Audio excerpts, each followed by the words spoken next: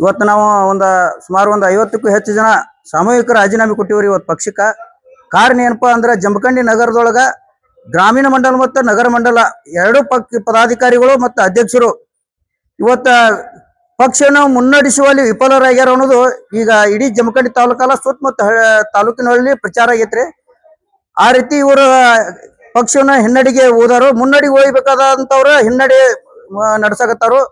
ಪಕ್ಷನ ಸಂಘಟನೆ ಮಾಡುವುದು ಎಲ್ಲ ವಿಫಲ ಆಗೈತ್ರಿ. ಇಡೀ ಜಮಖಂಡಿ ತಾಲೂಕದಾಗ ಎಲ್ಲ ಕಾರ್ಯಕರ್ತರು ಅಸಮಾಧಾನಗೊಂಡ ಮನೆಯಲ್ಲಿ ಕೂತಾರೆ ಸರ್ ಇವತ್ತ. ಆ ಕಾರಣಕ್ಕಾಗಿ ನಾವು ಮಲ್ಲು ದಾನಗೊಂಡವ್ರನ್ನ ಮತ್ತು ಅಜಯ್ ಕಡಪಟ್ಟಿ ಅವ್ರನ್ನ ನಿರ್ದಾಕ್ಷಿಣ್ಯವಾಗಿ ಅಧ್ಯಕ್ಷ ಸ್ಥಾನದಿಂದ ಇಳಿಸಬೇಕು ಅಂತೇಳಿ ನಾವು ಒತ್ತಡ ಹಾಕಾಕತ್ತೀವ್ರಿ. ರಾಜ್ಯ ನಾಯಕರಿಗೆ ಹಾಗೂ ಕೇಂದ್ರ ನಾಯಕರಿಗೆ ಹಾಕಾಕತ್ತೀವ್ರಿ ನಾವು. ಅದರ ಜೊತೆಗಿನ ನೀವು ರಾಜ್ಯ ಸರ್ಕಾರದ ಅಕ್ರಮಗಳನ್ನ, ರಾಜ್ಯ ಸರ್ಕಾರದ ಅವಾಂತರಗಳನ್ನ ಇವತ್ತ ಬಹಿರಂಗವಾಗಿ ಬಯಲು ಮಾಡಬೇಕಾಗಿತ್ತು. ನೀವು ಅದರೊಳಗೂ ವಿಫಲ ಆಗತ್ತೀರಿ. ನೀವು ಯಾರ ವಿರುದ್ಧನೂ ಸ್ಟೇಟ್ಮೆಂಟ್ ಇಲ್ಲ. ರಾಜ್ಯ ಸರ್ಕಾರದ ವಿರುದ್ಧ ಸ್ಟೇಟ್ಮೆಂಟ್ ಕೊಡಬೇಕಾಗಿತ್ತ. ಇವತ್ತು ಸರ್ಕಾರ ಎಡವಾಕತ್ತೈತಿ. ಇವತ್ತು ಅಂತವೆಲ್ಲ ನೀವು ಬಯಲು ತೊರೆದು ಬಿಟ್ಟ ಕೇವಲ ಹೊಂದಾಣಿಕೆ ರಾಜಕಾರಣ ಮಾಡ್ಕೊಂಡು ಕೇವಲ ಗಳಿಕೆಗೋಸ್ಕರ ಇವತ್ತು ರಾಜಕಾರಣ ಮಾಡಕತ್ತೀರಿ ಅಂತೇಳಿ ನಾವು ಸ್ಪಷ್ಟವಾಗಿ ಹೇಳಕತ್ತೇನೆ. ಅದಕ್ಕಾಗಿ ಕಾರ್ಯಕರ್ತರ ಕಡೆಗಣೆನೆ ಇವತ್ತು ಬಹಳ ಜೋರಾಗಿ ನಡೆದೈತಿ. ಮುಖಂಡರನ್ನ ತುಳಿಯುವಂತ ಪ್ರಯತ್ನ ಮಾಡಕತ್ತೀರಿ.